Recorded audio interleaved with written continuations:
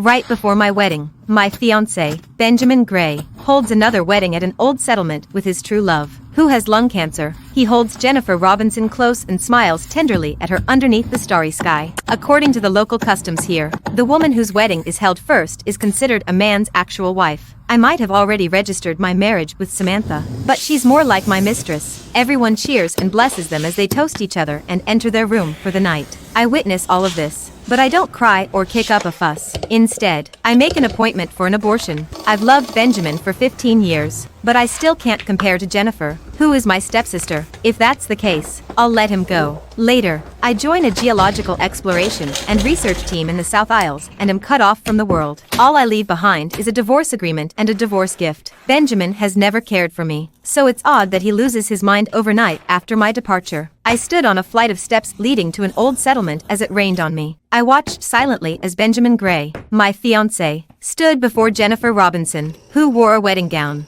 Per local custom, he leaned close and passed her a heart-shaped pendant that he was biting. She shyly caught it with her mouth. Before she could do anything else, he pulled her into his arms and kissed her passionately. The friends and family surrounding them cheered and hooped at the sight. The kiss went on for close to 10 minutes. Jennifer almost couldn't stand up when it ended, and Benjamin panted as he pulled away from her. The fall breeze lifted the chiffon curtains that framed the entrance to the old settlement. Only then did I see that my friends and family were also present. My brother, Hector Monroe, who I'd once protected with my life, was even the host of the wedding. He wore local traditional robes, and all he could see was Jennifer, who was actually our stepsister. He'd long since forgotten that Jennifer and her mother, Lisa Stone, had once tried to kill us by sending us to a so-called correctional facility. Let us wish Benjamin and Jennifer all the happiness in the world and a wonderful life together, he cried, as soon as the words were out of his mouth. The villagers watching the ceremony set off fireworks that had been prepared beforehand. As the fireworks exploded in the sky, filling it with color, Benjamin lifted Jennifer into his arms bridal style. This sight made Hector's excitement peak. He shouted, "The ceremony is complete. Let us watch as the happy couple enter their room to consummate the marriage." A suffocating loneliness washed over me as I watched everything play out. It deafened me to the noise and celebrations before me. I pulled out my phone and called Hector. He'd once swore he would always be on my side, but he rejected my call after glancing at the caller ID. I didn't stop there.